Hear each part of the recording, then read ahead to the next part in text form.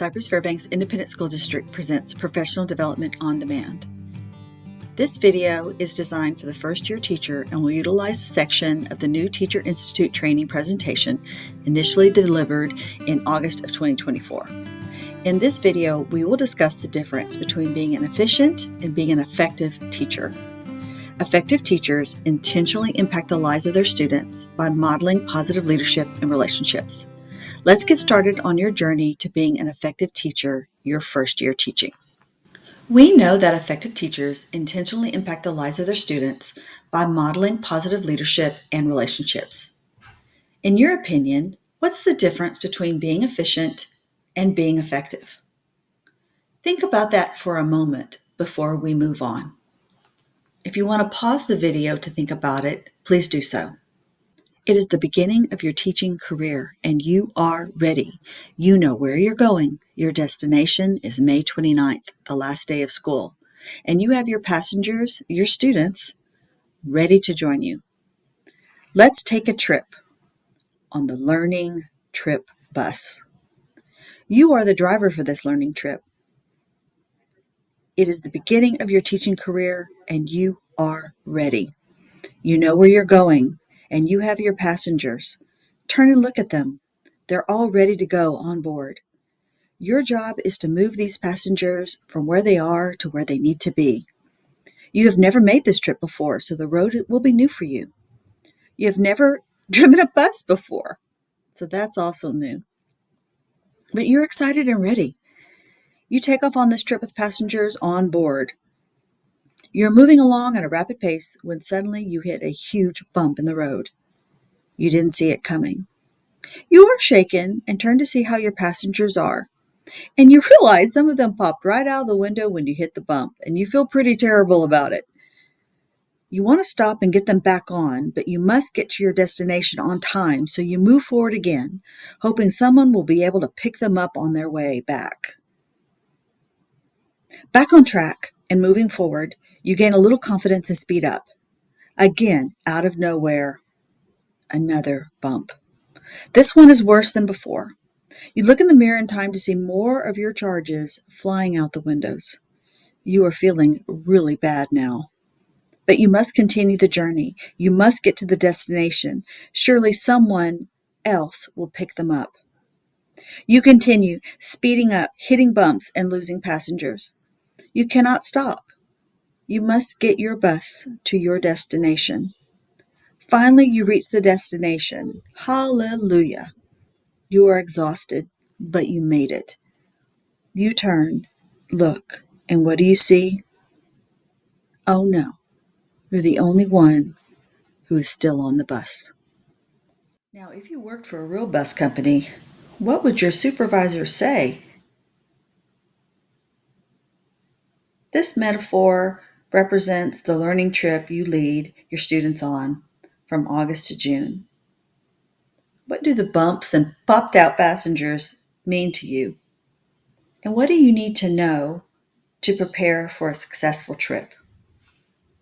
Your task is to move people from where they are to where they need to be. Your task as a teacher is to lead learners from where they are to where they need to be. Think about this. What does it take for a professional bus trip to be successful? What is the difference in driving a bus professionally and being a teacher? Well, the teacher must plan for the trip, get the passengers ready, get the bus ready, organize the bus, manage the people on the bus, and keep the bus records. Sometimes you have to have a meeting about the bus, the trip, and the passengers, evaluate the trip, and communicate with all other bus drivers. Not all of these principles apply, but many do. There are several factors that make the first year and every year successful. Let's take a look at what those are. We will be referring to the first year teacher's notebook throughout this training today. If you do not have a copy of the first year teacher notebook, please contact the Office of Professional Learning to inquire about getting a copy. In the meantime, or if a copy is unavailable, seek out a fellow new teacher and ask if you can borrow their copy to get through the training. Now let's think about, what does it take for a professional bus trip to be successful? On page 11 of your first year teacher's notebook, look and see if the things you came up with fit in with the 4 categories listed. To be successful, you need planning, preparation, knowledge and skills, the ability to perform and monitor and adjust, and professional duties. What do we mean by that? Well, we need to think about the route we're taking. What planning and preparation is needed for the trip to be well planned?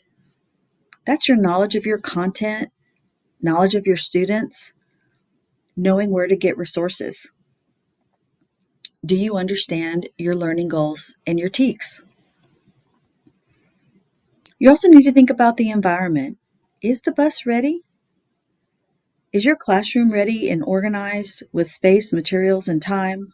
More on that later in another training. Do you have an attitude of high expectations and the ability to create a climate of respect, rapport, and relationships? Then we think about our passengers, that purposeful instruction. Is everyone on the bus? Do I have everyone's attention by using brain-compatible lessons and keeping students engaged? Have I been clear about the goals and objectives that I want my students to master? And then finally, professionalism. How can you make the next trip better? Well, actually, you're sitting here in this training doing just that. You are taking a professional development course in order to improve your practices. Let's do a bit more reflection. Think back over your entire career as a learner. Think of the many teachers and learning experiences you had from early childhood through college and beyond. Some of those experiences were probably great, others not so much. Now focus on your best learning experiences, the best teachers you ever had. You can write them down on a piece of paper, what those experiences were. Next, focus on the worst learning experiences and the worst teachers you ever had. You can make a list of those attributions in another column. Where are we going with this? Well, about 90% of the characteristics listed most likely are affective qualities and people skills, not content issues. Turn to page 12 of your first year teacher notebook. Notice that the chart on page 12 indicates effective versus ineffective. Intentionally, we are asking you to think in terms of best versus worst because those words evoke emotion. I don't know anyone who sets out to be the worst teacher in America. How is it then that every one of us could think of one or more of those terrible experiences? How do people end up on this chart? One of the things we know we can do is look at what effective people do and do those things, and look at what ineffective people do and avoid those things. Our goals as teachers is to be effective. We know what we want. So how do we get there? How do we stay off the worst list? Everything we do will be about increasing our knowledge and skills to become more and more effective as teachers. And this will continue throughout your teaching career. Research says there are 3 major qualities of an effective teacher. Everything a teacher does fits into one of these characteristics. They are having high expectations, having classroom management, and teaching for mastery. Pause the video to read and highlight pages 14 and 15 in your first year teacher notebook. This very famous quote by Dr. Harry Wong leads us into our next topic. What you do on the first day of school will determine your success or failure for the rest of the school year. So we treat the first day of school very special. Turn to page 23 of your first year teacher notebook to take a look at creating goals and thinking about that first day of school. Let's think about that bus trip. What do we need to get our passengers ready to board? In other words, what do we need to do to prepare for our students to enter our classroom? Now, we may not be able to have everything prepared for the whole year. Let's think about getting ready for the first day, getting you, the teacher, prepared and ready. Having a plan for the first day and maybe 2 or 3 days following, and getting your classroom prepared for your students to enter. You should be rested, nourished, and relaxed. Our brains and bodies thrive under these conditions. The inverse is also true, so do yourself a favor and set yourself up for success. Plan your lessons for the first few days along with your behavioral management plan. More on a behavioral management plan in our new teacher induction series focusing on behavior. It doesn't have to be perfect, but you should have your classroom ready for the first day. Because students need to know 7 things on the first day of school, teachers must plan accordingly.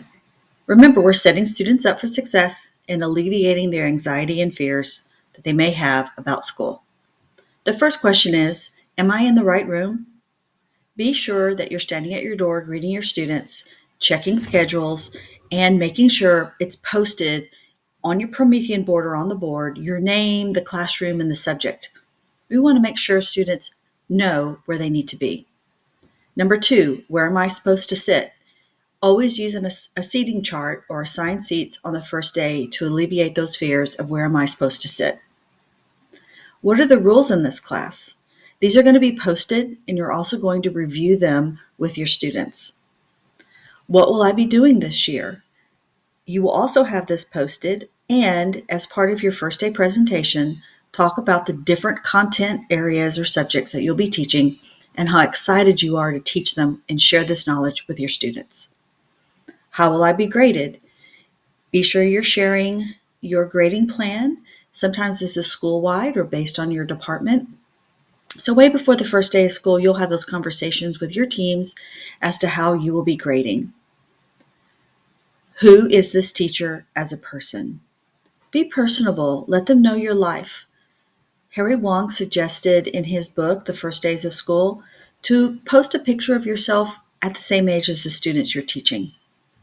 Let them know who you are, your interests, your hobbies. If you have pets, seek to start making that connection that you are a person right away. Will the teacher treat me as a human being? This is your tone, your body stance, your demeanor. You are professional and kind. In this section, we will focus on page 27 in your new teacher notebook. Page 27 gives you an overview of Madeline Hunter's lesson cycle. On page 27, you'll notice that we start with a hook or a focus. This is also called the anticipatory set, and we use it to generate interest in learning and tie to prior learning. We go into instruction, the explanation, definitions, and modeling, use of questioning to give students the information they need. Students may take notes here.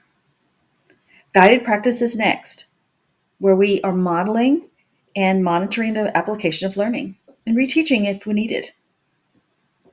Then we have independent practice to see if the learning has taken place. Students can do independent practice just like that independently or with a partner. And then we have closure, where we connect all the learning to the objective and reflect on the learning. A lesson cycle may be completed in one class session or over several days. Throughout the cycle, you'll notice that we monitor and adjust. We can add also to monitor and adjust is review and recapping the learning. Your first year teacher's notebook has many resources to help you get ready for your first days of school. You may want to pause the videos to capture the page numbers for you to check out. On the first day's checklist, it's numerous questions for you to go through to help you prepare for that first day. And finally, there's a first day lesson plan so that you can explicitly plan out that very important first day of school. We have reached the end of our new Teacher Institute presentation on effective teachers. Effective teachers are like expert planners. They plan out what they want to teach and think about the best ways to help students understand. By preparing ahead of time, effective teachers make sure students are set up for success. This helps them handle any problems that come up and keeps everything running smoothly. Effective teachers' preparation shows how much they care about helping students learn and getting them to do their best. Remember our bus rider analogy? Your task is to move people, your students, from where they are to where they need to be. We encourage you to implement the strategies from this video to enhance your classroom management. Thank you for taking the time to view our professional development on demand. Check out the other New Teacher Institute video series on behavior and classroom management.